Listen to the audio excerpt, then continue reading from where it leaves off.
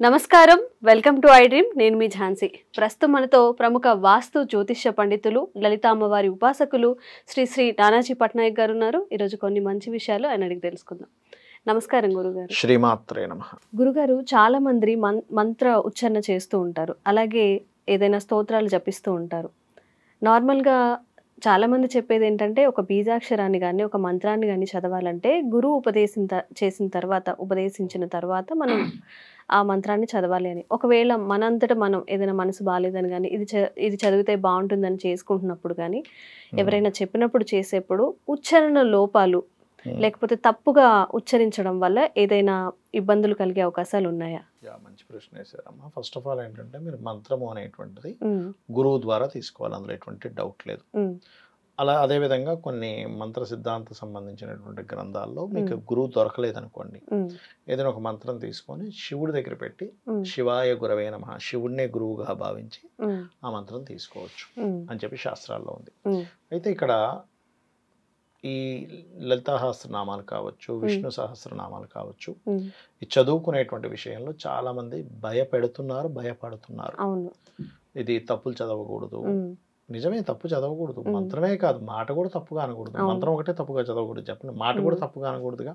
ఇప్పుడు మీరున్నారు, తప్పుగా టైప్ చేయకూడదు కూడా. లొకేషన్ ఒక అక్షరం బదులు ఇంకో అక్షరం టైప్ చేశారు, లొకేషన్ వేరే దగ్గర వెళ్ళిపోతారు, వేరే దగ్గర తీసుకెళ్ళిపోతుంది. మీరు బుక్ చేసుకున్న క్యాబ్ ఇదేంటి ఇక్కడ ఉన్నామంటే మీరు ఇదే టైప్ చేశారండి అంటారు.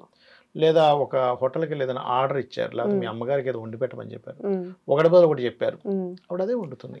అంటే ఏమిటి ఇక్కడ, అక్కడ ఏదో దేవత కోపించడం అనో ఏదో అవుతుందని కాదు. అక్కడ మీరు ఏది అడుగుతున్నారో యాజ్ ఇట్ ఈస్ గా ప్రకృతి అది ఇవ్వడానికి సిద్ధంగా ఉంది. మీరు అడగడం క్లియర్ గా అడగాలి. మనకి నామస్మరణ చేసేటువంటి విష్ణు సహస్రనామాలు కావచ్చు, శివశాస్త్రనామాలు కావచ్చు, ఇంకా అందులో ముఖ్యంగా లలిత రహస్యనామాలు అంటారు. లలిత సహస్రనామాలు, లలిత ఇవన్నీ సహస్రనామాలే, కానీ లలిత సహస్ర రహస్యనామాలు ఈ విషయంలో ఎక్కువ మంది భయపడుతుంటారు, అమ్మో తప్పులు చదవకూడదట అని.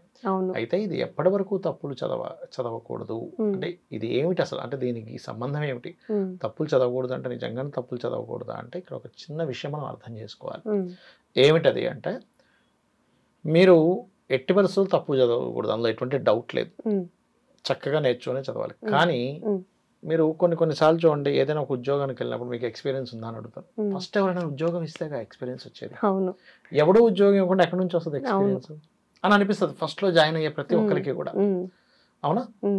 అలాగే ప్రతి ఒక్కరూ ఫస్ట్ అపరబ్రహ్మలేం కాదు, స్పష్టంగా చదవడానికి ఎక్కడో దగ్గర వాళ్ళకి తప్పు దొర్లుతుంది. ఈ విషయంలో అమ్మవారు కోపగించుకుంటుందా అంటే, మీరు అమ్మవారిని అమ్మ అని చెప్పి భావించగలిగితే, మీ భావన కంప్లీట్గా అమ్మ అని భావన ఉంటే గనక ఏమీ జరగదు స్టార్టింగ్ డేస్లో. ఎందుకంటే ఒక చంటి పిల్లవాడు ఉన్నాడు, మా పాప బాబు అనుకుందాం. స్టార్టింగ్లో అమ్మ అని క్లియర్గా అనడు, మా అనో ఇలా చేతులు ఊపుతూనో నవ్వుతూనో ఇలా అమ్మ వెళ్తుందా లేదా? లేదు మా అబ్బాయో అమ్మాయో పూర్తిగా అమ్మన్నాక నేను పలుకుతా అంటాను. అలా ఎవరు అనలేరు. నాన్న కూడా అంతేగా, నాన్న ఏదో అంటాడు, అంతేగాని నాన్నగారు అని స్పష్టంగా అంటాడు పుట్టిన పిల్లడు. అలా అయితే చంటి పిల్లవాడు అమ్మని గాని నాన్నని గాని కేవలం అతని యొక్క భావన వ్యక్తపరచడం చేత, కొన్ని అక్షరాలతోనే పిలవడం చేత ఎలా అయితే పలుకుతారో అమ్మవారు కూడా అంతే. స్టార్టింగ్ స్టేజ్ లో ఉన్నప్పుడు మీరు తప్పు పలికినా, సరిగ్గా పలకలేకపోయినా అమ్మవారికి తెలియదా, దేవతకి తెలియదా వీడు సరిగ్గా పలకలేకపోయాడు, నేను భక్తి ఉంది అని. అయితే ఇక్కడ ఉండవలసింది ఏమిటంటే భక్తి. నేను తప్పు పలకమని చెప్పట్లా, స్టార్టింగ్ లో తప్పు పలుకుతానేమో అనే భయం తీసేసుకోండి అని చెప్తున్నా. ఒక పిల్లవాడు పలుకుతున్నప్పుడు తల్లి ఎలా అనుగ్రహిస్తుందో మీకు తప్పు వచ్చినా అమ్మ అనుగ్రహిస్తుంది. కానీ అదే పిల్లవాడు పెద్దయ్య కూడా నా అంటే ఒప్పుకుంటావా? అక్కడ మాట్లాడడం రాదా అంటాం. అవునా? అలాగే ఇప్పుడు ఒక వ్యక్తి చక్కగా అంతా వేదం అంతా నేర్చుకున్నాడు, అక్కడ అపస్వరం పలకూడదు. ఎందుకంటే నువ్వు నేర్చుకున్నావుగా, క్వాలిఫైడ్. ఇప్పుడు మనం ఏదో బొమ్మ వేసాం అనుకోండి, అందరూ బాగుంది అంటారు. అదే క్వాలిఫైడ్ లేకపోతే బాగా రెప్యుటేషన్ ఉన్న వ్యక్తి అలా బొమ్మ గీస్తే ఒప్పుకోం. అదేమిటి ఇదేం బొమ్మ, ఈయన ఇంత ఎక్స్పీరియన్స్ ఇలా చేశాడా అంటాం. అలాగే ఎప్పుడు కూడా గుర్తుపెట్టుకోవాల్సింది ఏంటంటే, అమ్మ అనే భావన లేదా నాన్న అనే భావన ఈ యొక్క దేవతా స్వరూపం మీద ఉండాలి మీకు. ఉమ్, ఉన్నప్పుడు ఉమ్, ఏమవుతుందంటే ఖచ్చితంగా మీరు చేసేటువంటి పూజ కావచ్చు ఏదైనా ఖచ్చితంగా ఫలిస్తుంది. మీరు తప్పులు ఇవి ఏమీ అక్కర్లేదు మీకు. ఉమ్, భావనే ప్రధానం. చాలా మంది అడుగుతుంటారు ఏమండి ఉమ్, మూడొత్తులు వేయాలా, ఉమ్, ఏ నూనె పెట్టాలి? ఉమ్, నిజమే మూడొత్తులు వేయాలని ఉంది శాస్త్రంలో. కానీ కాళికా అమ్మవారిని ప్రసన్నం చేసుకున్నటువంటి కాళిదాసు గారు ఏ ముద్ర వేశారు, ఉమ్, ఎలా కూర్చున్నాడు, ఏ ఆసనం వేశాడు, ఎన్ని ఒత్తులు వెలిగించాడు, కేవలం భావనేగా. ఉమ్, గుడి తలుపులు మూసేశాడు. ఉమ్, భార్య చెప్పింది, ఉమ్, భార్య ఏమని చెప్పింది, నువ్వు వెళ్ళు గుడి దగ్గరికి వెళ్ళు అమ్మవారి ప్రసన్నం చేసుకోపో అని పంపించింది. ఉమ్, టెంపుల్కి వెళ్ళాడు. ఉమ్, పూజారి గారు ఏమన్నారు, పురోహితులు ఉమ్, ఇప్పుడు అమ్మవారు ఉండదయ్యా బయటికి వెళ్తుంది రాత్రిపూట, పొద్దున్న వస్తుందని చెప్పాడు. ఉమ్, ఓహో పొద్దున్న వస్తుందా అని గుడిలోకి వెళ్ళి తలుపులు వేసేసుకున్నాడు. ఉమ్, ఏమనుకున్నాడు, లోపలికి రానివ్వను నేను, ఉమ్, నాకు విద్య ఇస్తే కానీ నేను రానివ్వనని విద్య అనడం కూడా రాదు విద్య అన్నాడు. ఉమ్, ఉమ్, అక్కడ ఏం ఆసనం వేశాడు, ఏ అగరబత్తిలు వెలిగించాడు, ఎన్ని ఒత్తులు పెట్టి దీపాలు వెలిగించాడు, ఏం చేశాడు? ఆయన కేవలం నమ్మకం. ఉమ్, అమ్మవారు బయటికి వెళ్ళింది ఉమ్, లోకాలని కాపాడడానికి, రాత్రిపూట తిరుగుతుంటుంది, ఉమ్, మళ్ళీ కాళీ అమ్మవారు లోపలికి వస్తుంది పొద్దున్నే. ఉమ్, నేను తలుపు ఉమ్, తలుపు తీయాలంటే నాకు విద్య ఇస్తాను, తలుపు తీస్తాను, మొండిగా పట్టుకుంటా, ఆవిడిచ్చి తీరుతుంది ఎట్లాగైనా అని ఒక మైండ్ ఫిక్స్ అయ్యాడు. ఉమ్, అమ్మవారి అయ్యయ్యో నన్ను ఇంత నమ్ముతున్నాడా ఉమ్, అని బీజాక్షరాలు రాసింది. ఉమ్, వెంటనే ఏం చేశాడు, ఉమ్, చదివాడుగా.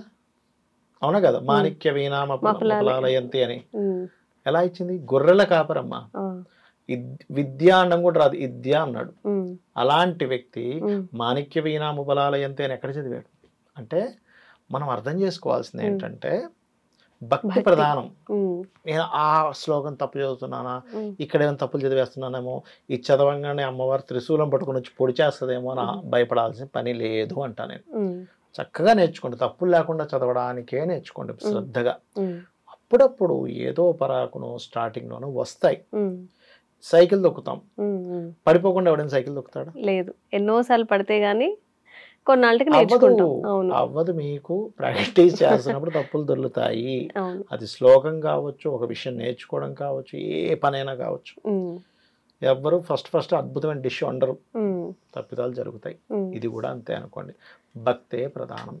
ఇంకొక చిన్న సందేహం గురుగారు, ఇప్పుడు మనం ఈ గాయత్రి మంత్రాన్ని జపిస్తున్నప్పుడు కానీ ఆ మంత్రం ద్వారా వచ్చే శక్తిని కొంతమంది తట్టుకోలేకపోతారు. అందువల్ల ఎవరినైనా కానీ మంత్రం తీసుకోవడం లేకపోతే అమ్మాయిల్ని ఇలా ఎవరైనా జపిస్తున్నప్పుడు ఆ శక్తిని మనం తట్టుకోలేకపోతామేమో అని చేయొద్దు అని చెప్తూ ఉంటారు. ఇందులో వాస్తవం ఉందా? శక్తిని తట్టుకోలేకపోవడం అనేటువంటిది ఏమి ఉండదమ్మా. ఎందుకంటే అమ్మవారే లోపల ఉంటుంది ప్రతి ఒక్కరికి. మనకి లలితాసహస్రనామాల్లో ఉమ్, చాలా స్పష్టంగా తటిల్లత సమర్చి షట్చక్రోపరి సంస్థిత అంటారు. అంటే తటిల్లత ఒక మెరుపు తీగల షట్చక్రాలు చుట్టూ ఆవిడ తిరుగుతుంది, ఆవిడ లోపల ఉంది, ఉమ్, మనం తట్టుకోవట్లే. ఉమ్. మనలో ఉన్నారంటారా? మనలో ఉన్నారు. లలితాసహస్రనామాలు చెప్తున్నాయి కదా, తటిల్లత సమర్చి షట్చక్రోపరి సంస్థిత అని ఉంది. అదేవిధంగా మనకి సహస్రారాంబుజారుడ సుధాసారాభివర్షిణి ఉంది. అంటే సహస్రారంలో కూర్చొని సుధాసార వర్షాన్ని కురిపిస్తుంది అమ్మవారిని. మనం తట్టుకోవట్లేదు. ప్రతి జీవిలో ఉంది కాబట్టి నువ్వు గుర్తిస్తే ఉన్నాడని తెలుస్తుంది, గుర్తించకపోతే లేదని తెలుస్తుంది. అమ్మవారి స్వయంగా ఉన్నప్పుడు ఆ మంత్రాన్ని మీరు కొత్తగా తట్టుకునేదేంటి, తట్టుకోలేకపోయేదేంటి? మీరు మొట్టమొదటిగా మీరు ఆ మంత్రం చేయాలంటే మీకు ఆ యోగం ఉండాలి. యోగం ఉంటేనే మీ చేతికి మంత్రం వస్తుంది. మంత్రం వచ్చిన తర్వాత ఇన్ని లక్షలు చేయాలో, ఇన్ని వేలు చేస్తారో, సిద్ధిపరచుకుంటారో, అవన్నీ అవ్వాలంటే మీకు అది ఆ యోగం ఉంటేనే చేయగలుగుతారు మంత్రాన్ని. ఆదిశంకరాచార్యులు వారు చాలా స్పష్టంగా చెప్తాడు ఆయన మన దీంట్లో, అమ్మ నిన్ను 2 చేతులు ఎత్తి ఇలా నమస్కరించాలంటే ఎన్నో జన్మల పుణ్యం ఉండాలి అంటాడు. కేవలం నమస్కరించడానికి పుణ్యం ఉండాలంటే ఇవన్నీ చేయడానికి ఇంకా పుణ్యం ఉండందే మనం చేయలేము. చేసామంటే మనకి అది ఉంది. మీరేదో ప్రత్యేకంగా ఇచ్చేయడం వల్ల తట్టుకోలేము. తట్టుకోలేకపోవడం ఎప్పుడు జరుగుతుంది అంటే ఆ వ్యక్తి తట్టుకోగలడు అన్నప్పుడే దేవతా స్వరూపం కనిపిస్తుంది. ఇప్పుడు ఎవరైనా జపం చేశారమ్మా, ఏదైనా కాళీయో తారావో లేకపోతే దుర్గానో ఆంజనేయ స్వామి ఏదో జపం చేశారు, త్రికరణ శుద్ధిగా కనుక ఇక్కడ ధ్యాస పెట్టి చేశారు అంటే అక్కడే ధ్యాస పెట్టి ఖచ్చితంగా దేవతా దర్శనం జరుగుతుంది. మీకు 100% జరుగుతుంది. ఎవరికైనా జరుగుతుందా గురుగారు? భక్తి శ్రద్ధలతో చేయండి, వస్తుంది. ఎందుకు మనకి దేవీ భాగవతంలో ఎన్ని వృత్తాంతాలు లేవు, దేవత ప్రత్యక్షమై ఆయుధాలు ఇచ్చింది. శివాజీ దుర్గామ్మ వారు ఇవ్వలే, ఖడ్గం ఇవ్వలే. అరే దర్శనం ఇచ్చి ఆయుధాలు ఇస్తున్నారంటే మీకు కనిపిస్తారా అని అడుగుతారేంటి? ఖచ్చితంగా కనిపిస్తారు. కాకపోతే మీరు నమ్మాలి. నమ్మాలి. నేను జపం చేస్తున్న అమ్మవారిని భావంతో పిలుస్తున్నా, నాకు కనిపిస్తారు అని. ఎలా కనిపిస్తారో కూడా చెప్తా చూడండి.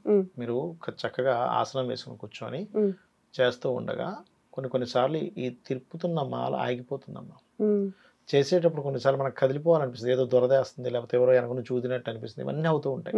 అయినా మనం అలాగే ఉండి భక్తి శ్రద్ధలతో కనుక చెయ్యగలిగితే మీకు ఒక్కసారిగా మీరు ఇలాగే ఉంటారు, మీ పైకి లేచినట్టు అనిపిస్తుంది. కొన్నిసార్లు మీ చుట్టూ రూమ్ అంతా చిన్న చిన్నగా కనిపిస్తాయని దేవత ముందుకు వస్తుంది, ఒక 10 to 15 seconds, కొంతమందికి ఎక్కువసేపు వస్తుంది, అయిపోతుంది, నార్మల్ అయిపోతుంది.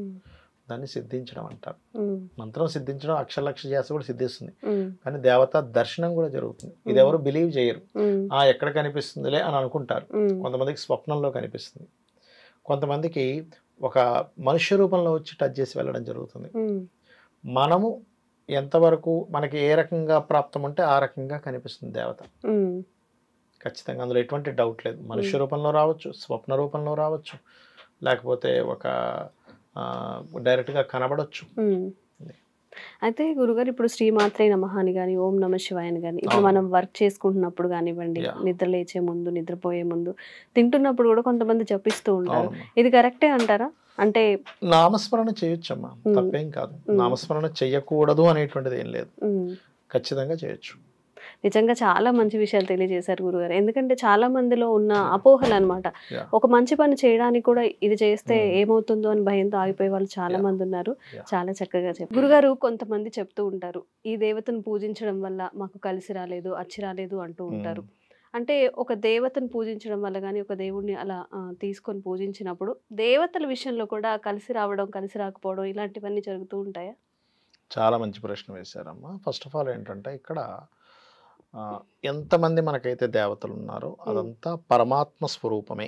ఒకే పరమాత్మ ఇన్ని ఆకారాల్లో ఉన్నారు. కొంతమందికి నిజంగానే మీరు అన్నట్టుగా ఒక టెంపుల్కి వెళ్ళినప్పుడు అయ్యో నాకేంటి కలిసి రాలేదని, ఇక్కడికి వెళ్ళినప్పుడు బాగా కలిసి వచ్చిందని అనిపిస్తూ ఉంటుంది. ఏదైనా ఒక పూజ చేసినప్పుడు అది ఎందుకు జరుగుతుంది అంటే, ఇక్కడ 2 విషయాలు. అది వేరే కారణం వల్ల జరిగితే దీన్ని కనెక్ట్ చేసుకుంటాడు. ఒక్కొక్కసారి నిజంగానే ఆ దేవత ఆలయానికి వెళ్ళినప్పుడు అలా అవుతుంది కూడా. ఎందుకు అవుతుందో చెప్తాను నేను మీకు. ఇక్కడ దేవతలు 2 రకాలుగా వాళ్ళు పనిచేస్తుంటారు మన మీద. ఎలా అంటే, మనం ఒక దేవతామూర్తిని స్మరించుకుంటున్నప్పుడు ఆ దేవత మనకు పూర్వజన్మ కర్మ యొక్క శుభ ఫలితాన్ని ఇచ్చే దేవత అయి ఉంటుంది. కొన్ని దేవతలు ఏంటంటే, మనం పూజ చేసేటప్పుడు స్మరించుకునేటప్పుడు మీ పూర్వజన్మ పాప కర్మను తొందరగా దగ్ధం చేసే ఇది ఇస్తుంది. ఓకే, అంటే ఎలా అంటే, ఇప్పుడు ఉదాహరణకి ఇప్పుడు మీరు ఒక దేవతను పూజిస్తున్నారు, ఏదో స్ట్రక్ అయినట్టుగా స్ట్రెస్ఫుల్గా అవుతూ ఉంది.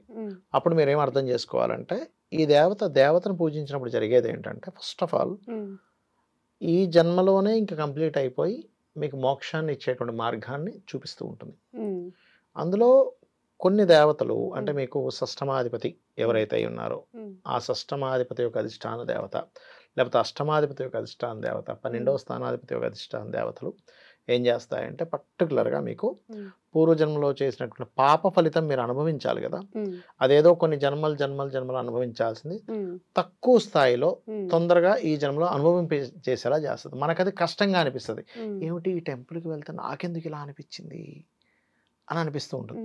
కొంతమంది దేవతా స్వరూపాలు అంటే మనకుండే గ్రహస్థితిని బట్టి వాళ్ళ అధిష్టాన దేవతను బట్టి ఉంటుంది. మనకి లాభం వచ్చినట్టు అనిపిస్తుంది, ఆ టెంపుల్కి వెళ్తే నాకు పని అయిపోతుందండి. అదేంటంటే పూర్వజన్మ పుణ్యాన్ని అనుభవింపజేస్తున్నాయి ఆ దేవతలు.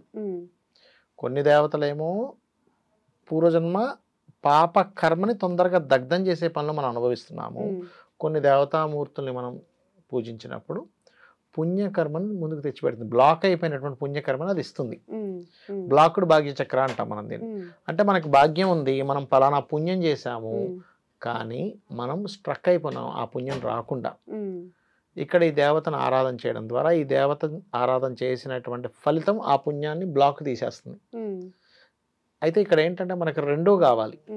ఇప్పుడు ఒక మనిషి మోక్షం పొందాలనుకోండి, పాపము ఉండకూడదు, పుణ్యము ఉండకూడదు, గుర్తుపెట్టుకోండి. పాపమున్నా పాపం అనిపించడం చేయడానికి పుడతాడు, పుణ్యం ఉన్నా పుడతాడు. 2 ఉంటాయి ప్రతి జీవికి, భూమి మీద పుట్టిన ప్రతి జీవికి 2 ఉంటాయి. ఆ 2 బ్యాలెన్స్ ఎప్పుడు అవుతాయి అంటే, అందుకే దశమహావిద్యలు అంటారు. మీరు వినే ఉంటారు దశమహావిద్యలు. చాలా మంది గొప్ప వ్యక్తులు దశమహావిద్యలు అందరు దేవతల్ని చేస్తారు. ఎందుకు అంటే ఏ దేవత ఎటువంటి రకమైనటువంటి దాన్ని తీసేస్తుందో చూద్దాం. అందుకే అప్పుడే మీకు దశమహావిద్యలు క్లియర్ అవుతాయి. చేయడం ద్వారా అన్నీ క్లియర్ అవుతుంటాయి. అందుకే చూడండి చాలామంది రకరకాల టెంపుల్స్కి మన వాళ్ళు ఒకే దేవత కట్టేసేయచ్చు కదా. ఇప్పుడు చూడండి, ఇప్పుడు ఒక టెంపుల్ కట్టేసాం, చాలా అందరికీ హిందూ సనాతన ధర్మంలో ఉన్న ప్రతి ఒక్కరికి ఈ దేవతను ఆరాధించండి. మిగతావన్నీ ఎందుకు కట్టారు అంటే ఒక్కొక్క దేవత ద్వారా మనం ఒక్కొక్క కర్మని క్లియర్ చేసుకోగలుగుతాం. ఎలా అంటే ఇప్పుడు మనకే కాదు, దేవతలకు కూడా ఆయా దేవతలు ఆయా పనులు చేసి పెడతాయి. ఎలా అంటే మీరు లలితా సహస్రనామాలు కనుక చూసినట్లయితే అందులో ఆ యుద్ధం జరుగుతూ ఉంటుంది. లలితా అమ్మవారి యొక్క పరివారానికి అండ్ బండాసురుడి యొక్క పరివారానికి యుద్ధం జరిగేటప్పుడు బండాసురుడికి 2 తమ్ముళ్ళు ఉంటారు, విశుంగుడు విశుక్రుడు అని. అందులో ఒక సహోదరుడు ఏం చేస్తాడంటే పైనుంచి విఘ్నశిలా యంత్రం అని ఇసిరేస్తాడు ఆ యుద్ధ ప్రాంగణంలోకి. ఇసిరేయగానే ఆ యంత్రం యొక్క పనితీరు ఏంటంటే వాళ్ళకి విరక్తి, వైరాగ్యము, ఏం యుద్ధం చేస్తాంలా అనేటువంటి భావన కలుగుతుంది. ఆ భావన కలిగి ఈ శక్తి సేనలు ఉంటాయి, అమ్మవారి కిందని ఈ సేనలు మొత్తం వాళ్ళందరికీ ఏం యుద్ధం చేస్తామని నిద్రపోతుంటారు అందరూ. ఈ వారాహి అమ్మవారు, మంత్రిని అమ్మవారు, శ్యామల అమ్మవారు లెగండి యుద్ధం చేయండి, నిద్రపోతున్నారు. ఏంటంటే ఎవరి కోసం యుద్ధం చేయాలి, ఎవరికి పేరు వస్తుంది, మనం కొట్టుకుంటే వాడికో దెబ్బ, నాకో దెబ్బ, అమ్మవారికి పేరు వస్తుంది, లేకపోతే బండాసుడికి పేరు వస్తుంది, ఎవరి కోసం చేయాలి, ఎందుకు చేయాలంటే ఇదేంట్రా బాబు ఇలా అయిపోయారని వెళ్ళి చెప్తుంది మంత్రిని అమ్మవారు. అమ్మ ఏంటమ్మా వీళ్ళు ఇలా తయారంటే ఏమైందో నాకు తెలుసులే అని కామేశ్వర ముఖాలోక కల్పిత శ్రీ గణేశ్వర అంటే అమ్మవారి అయ్యవారి వైపు చూస్తుంది. చూడగానే వాళ్ళిద్దరి ముఖంలో నవ్వు నుంచి గణపతి పుడతాడు. నవ్వు నుంచి పుట్టినవాడు కాబట్టి గణపతి మనకు ఆనందాన్ని ఇస్తాడు. ఎప్పుడు గుర్తుపెట్టాడు, వాళ్ళిద్దరు నవ్వు నుంచి పుట్టినవాడు. పుట్టి అమ్మాయి ఏం చేయాలి అంటే వాడు ఎవడో ఏదో పెట్టాడు రతి అంటుంది. అంటే గణపతి వెళ్ళి ఒక్కసారిగా ఆ విఘ్నేశ్వర యంత్రం ఒకే ఒక గుద్దుతో చేయగానే అందరూ మళ్ళీ ఏంటి ఇలా ఉన్నామేంటి, చలండి యుద్ధం చేద్దాం అంటే ఏమిటి, అందరి దేవతలకు కూడా గణపతి వచ్చాడు అక్కడ. పరమేశ్వరుడు చేయొచ్చు, వారాహి ఉంది, మంత్రిని దేవ ఉంది, చాలా మంది దేవతలు ఉన్నారు ఇంకా అక్కడ, వాళ్ళందరూ పోయి తీయొచ్చు, ఎందుకు తీయలేదు అంటే ఒక దేవత ఒక దానికోసం పోర్ట్ఫోలియో ఉంటుంది మనకు. అందుకే 30 దేవతలు అంటుంటారు. అంటే 33 దేవతలు, వాటికి గణాలు ఉంటాయి మళ్ళీ. 33 కోట్ల దేవతలు అంటారు. అంటే అందరూ 33 కోట్లేం కాదు, అక్కడ 33 మంది దేవతలకి మళ్ళీ ఒక్కొక్కరికి ఒక్కొక్క కోట్లాగా గణాలు ఉంటాయి అన్నమాట. అది అందుకని మనకి ఒక్కొక్క కర్మని ఒక్కొక్క దేవతా స్వరూపం క్లియర్ చేసేది ఉంటుంది. ఆ క్లియర్ చేసే ప్రాసెస్లో మనం ఏదైనా టెంపుల్కి వెళ్ళినప్పుడు మనకు కష్టంగా అనిపించింది అంటే దాని అర్థం ఏమిటంటే మీలో ఉన్నటువంటి చెడు కర్మ తీసేసే పని ఈ దేవత చేసింది. మీకు పూర్వజన్మలో చేసిన పుణ్యాన్ని అందించే ఇది ఈ దేవత ద్వారా అందిందని మనం అర్థం చేసుకోవాలి. కానీ ఈ దేవత మంచిది కాదు, ఈ దేవత పిసినారి, లేకపోతే ఈ దేవత మంచిది ఇది కాదు. అంటే గురుగారు కొంతమంది జపం చేస్తూ ఉంటారు. అలాంటప్పుడు కూడా ఒక 4 రోజులు కానివ్వండి, ఒక వారం రోజులు ఏ పని ముందుకు వెళ్ళలేకపోవడం, మనసు ప్రశాంతంగా లేకుండా అలజడిగా ఉండడం, తినకూడని పదార్థాలు తినేయడం, నిష్టగా ఉండాల్సిన సమయంలో ఇంకా ఎక్కువ తప్పులు చేస్తూ ఉంటారు. దీనికి కారణం ఏంటంటారు? ఏం లేదు, వాళ్ళకి మనస్సు అంటే ఏకాగ్రతా స్థానం అంటారు, మంత్రస్థానం అంటారు, దాన్ని పంచమ భావము అంటారు జ్యోతిష్ శాస్త్రంలో. ఈ పంచమ భావ అధిపతి గనక స్థిరంగా లేకపోతే వాళ్ళకి మంత్రం మీద నిలబడదు. ఫస్ట్ ఆఫ్ ఆల్ ఏంటంటే ఎందుకు తప్పులు చేస్తున్నామంటే దాని గురించి పూర్తి అవగాహన లేకపోవడం వల్ల. ఇప్పుడు ఒక డాక్టర్ గారు ఉన్నారమ్మా, ఆయన ఎప్పుడు చేతులు కడుక్కోకుండా అన్నం తిండు. ఎందుకు, ఆయనకు తెలుసు క్లియర్గా ఈ చెయ్యి ఏదైతే ఉందో మైక్రోస్కోప్ పెట్టి చూసి ఇందులో బోల్డ్ అన్ని క్రిములు ఉంటాయి. చెయ్యి కడుక్కోకుండా తింటే ఆ క్రిములన్నీ లోపలికి వెళ్తే గట్ హెల్త్ పూర్తిగా పాడవుతుంది. మౌత్ నుంచి కింద వరకు ఉండే గట్ హెల్త్ ఏదైతుందో క్రిములతో పాడవడం వల్ల మనం చాలా హెల్త్ ఇష్యూస్ ఫేస్ చేయాలి. కోవిడ్ వచ్చినప్పుడు కూడా అంతే కదా, అమ్మ ఎవరిని ముట్టుకో తెలిసిపోయింది అందరికీ. ఎలా వస్తుంది కనబట్టం లేదు కదా అనడానికి లేదు, అది వస్తుంది అంతే. అలాగే నిజంగా దేవతా స్వరూపాన్ని, అమ్మవారిని, అదేవిధంగా శక్తిని తెలిసిన వాడు ఏం చేస్తాడంటే అమ్మో మనుష్య జీవితం చాలా గొప్పది, జపం చేయాలన్నా ఏం చేయాలన్నా మనుష్య జీవితంలోనే సాధ్యం, వేరే వేరే జీవరాశులుగా పుడితే నేను ముక్తిని పొందలేను అనే క్లారిటీ ఉన్న వ్యక్తి, దేవత ఉన్నది అని చెప్పి నమ్మకం ఉన్న వ్యక్తి, ఇది నేను ఈ జపం చేయడం ద్వారా నాకు ఈ ఫలితం కలుగుతుందని పూర్తిగా నమ్మిన వ్యక్తి అలా చేయడు. పూర్తిగా అవగాహన లేకపోవడం వల్ల ఇప్పుడు చూడండి, ఇప్పుడు చిన్నపిల్లలకి చదువు చదువు అని చెప్తుంటాం, వాళ్ళు చదవరు, పుస్తకాలు పట్టుకోరు. వాడికి ఎప్పుడు రియలైజ్ అవుతారు, పెద్ద అయిన తర్వాత ఒక చిన్న జాబ్ చేస్తున్నారు, అప్పుడు రియలైజ్ అవుతారు, అరే మా అమ్మ చదువుకోమన్నది, మా నాన్న చదువుకోమన్నారు, చదువుకుంటే కొంచెం ఆ పోస్ట్లో నేను ఉండేవాడిని కదా అనిపిస్తుంది, ఇంకొక మంచి లైఫ్ వచ్చేది కదా, నేను ఎందుకు ఈ చిన్న జాబ్ చేయాల్సి వస్తుంది, ఈ 10,000 జాబ్ చేయాల్సి వస్తుంది ఏంటని బాధపడతాడు. కానీ అప్పుడు వీళ్ళు చెప్పినప్పుడే కనుక ఆ జ్ఞానం ఉంటే బాధపడ్డా. అలాగే మన వాళ్ళు ఏదైతే చెప్పారో మనం ఫాలో అవ్వడం బెస్ట్. దాన్ని తీయండి, తర్కించండి, నేను కాదంటలేదు. కానీ ఇది ఇది నిజమా కాదా అంటే కొన్ని మనకు ఉన్న ఉపనిషత్తులు కానీ ఇవన్నీ కూడా ఊరికనే రాసింది కాదు కదా, వేదం కానీ. వేదం అయితే అపౌరుషములు అంటారు. కాబట్టి నేను చెప్పేది ఒకటే, ఏ దేవతనైనా ఆరాధించండి. మీరు ఈ దేవత మంచి చేస్తుందా చెడు చేస్తుందా అనే భావన పెట్టుకోకండి. దేవత అంటే దేవతే, లేకపోతే ఫస్ట్ అది దేవత అవ్వదు. అన్ని అమ్మవారి స్వరూపము, ఈశ్వర స్వరూపాలే అన్నీ కూడా. భక్తి శ్రద్ధలతో పూజించండి. ఆ అమ్మవారు మీ కర్మను తగ్గించడము, మీ పూర్వజన్మ పుణ్య ఫలాన్ని ఇవ్వడమో చేస్తుంది. ఈ రెండిట్లో ఒకటి చేస్తుంది. కష్టం వస్తుందా, ఓకే, పోన్లే అమ్మవారు నాకు పూర్వజన్మలో చేసిన కర్మను తగ్గిస్తుంది అనుకోండి. లాభం వస్తుందా, అమ్మయ్య ఓహో ఈ అమ్మవారు నాకు పూర్వజన్మ పుణ్యాన్ని ఇచ్చే దేవత అనమాట అని అనుకోండి. అంతేగాని అమ్మో నేను వెళ్ళను. ఇప్పుడు అమ్ముందమ్మ, కోపం వస్తే కొడుతుందని అమ్మను వదిలేస్తున్నావా? లేదు. అంతే కదా, చదవరా లేకపోతే నేను నీకు అది చేస్తా ఇది చేస్తాను నాన్న అంటాడు, నాన్న వదిలేస్తావా? మన బాగు కోసమే అమ్మ బెత్తం పట్టుకుని కొడుతుంది. టీచర్ కూడా మన బాగు కోసమే కొడుతుంది, అంతే కదా. అదే అమ్మ అన్నం కూడా పెడుతుంది.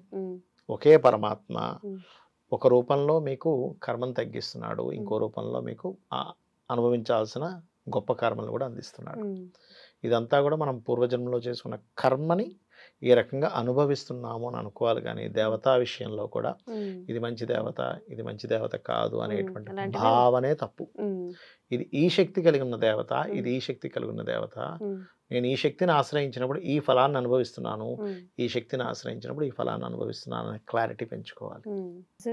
చాలా మంది అపోహ పడుతూ ఉంటారు, అంటే ప్రయాణాలు కూడా ఎక్కడికైనా వెళ్ళొస్తున్నప్పుడు చిన్న ఏదైనా డిస్టర్బెన్స్ వచ్చినా కానీ అది నిమిత్తం అమ్మా, అది నిమిత్తం వేరు. నిమిత్తం అంటే ఏంటంటే ప్రకృతి ఉంటుంది కదా, ఈ ప్రకృతి తల్లి లాంటిది. మనం ఏదైనా ఒక పని ప్రారంభించేటప్పుడు ఆటంకాలు కలుగుతున్నప్పుడు ప్రకృతి చెప్తుంది మనకి, నువ్వు ప్రకృతి ఒకటి ఉంటుంది, నిమిత్తము అని ఒకటి ఉంటుంది. ప్రకృతి చెప్తున్నప్పుడు మనం ఓహో ఓకే ఇది వద్దనమాట, ఇది చేయడం వల్ల ఇది నష్టం రాబోతుంది అనమాట అని ప్రకృతి చెప్పడం, దాన్నే మన వాళ్ళు ఎదురు రావడం అని, లేకపోతే ఇట్లా జరిగింది కదా ఆగమని, ఇవన్నీ మనకి రామాయణ మహాభారతాల్లో కూడా ఉన్నాయి. ఇప్పుడు మనకి ఈ పాండవులు జూదంలో అన్నీ కోల్పోయినప్పుడు బయట నక్కల అరుపులు, అగ్ని ప్రజ్వలించడం ఇవన్నీ జరుగుతాయి. దుశ్శకునాలు కనిపిస్తున్నాయని చెప్పి మళ్ళీ ఏం చేస్తాడు, ఆమెను పిలిచి ద్రౌపదిని పిలిచి 2 వరాలు ఇస్తాడు. మళ్ళీ వాళ్ళకి క్లియర్ చేసేస్తాడు. అయినా సరే మళ్ళీ తర్వాత ఆడిపోగొట్టుకుంటాడు ఇవన్నీ ధర్మరాజు వాళ్ళ పాండవులందరూ కూడా. కాబట్టి ఏంటి, దుశ్శకునాలు కనిపిస్తున్నాయి, అమ్మో ఈ పని కనుక చేస్తే ఏదో ప్రళయం రాబోతుంది అని మహాభారతంలో ఉంది. అదేవిధంగా ఫలానా సమయంలో, అంటే ఇప్పుడు రామాయణంలో కూడా చాలా ఉన్నాయి ఇలాంటివి. ఒకటి చెప్తాను నేను మీకు. సీతాదేవిని ఎత్తుకు వెళ్ళిపోతాడు రావణాసురుడు. వెళ్ళిపోయిన తర్వాత మనకి ఆ యొక్క ఒక ఘట్టం ఉంటుంది అక్కడ. రాముడికి చెప్తాడు ఏమనంటే, వింధ్య అనేటువంటి ముహూర్తంలో అపహరించడం జరిగింది సీతాదేవిని, కాబట్టి ఈ ముహూర్తం వెనక్కి వచ్చేలా చేస్తుంది. అపహరించినటువంటి ఏదైతే ఉందో సీతాదేవిని ఎత్తుకుపోయాడో అది మీరు తెచ్చుకోగలుగుతారు అని చెప్పి జటాయువు చెప్పడం జరుగుతుంది. జటాయువు 2 రెక్కలు ఇదైపోయి చావు దగ్గరలో ఉంటాడు. అప్పుడు ఆఖరి మాటలు ఆ మాటలు చెప్పిన తర్వాత అతన్ని దహన సంస్కారాలు రాముడు చేస్తాడు. అలాగే రామాయణ మహాభారతాల్లో నిమిత్తాల గురించి, శకునముల గురించి, స్వప్నాల గురించి త్రిజట చెప్తుంది. స్వప్న వృత్తాంతం, త్రిజట స్వప్న వృత్తాంతం అంటారు. మనకి ఏదైనా ఒక దుస్వప్నం వస్తే అది చదువుకుంటే మంచిది. ఇవన్నీ కూడా ప్రకృతి అంటే అమ్మవారు కాబట్టి, అమ్మవారు మనందరం అమ్మవారికి పిల్లలు లాంటి వాళ్ళం కాబట్టి మనకు ముందుగా ఒక సంకేతం ఇస్తూ ఉంటుంది. That is different case. మళ్ళీ చాలా చక్కగా తెలియజేశారు గురుగారు, ధన్యవాదాలు. శ్రీమాత్రే నమః.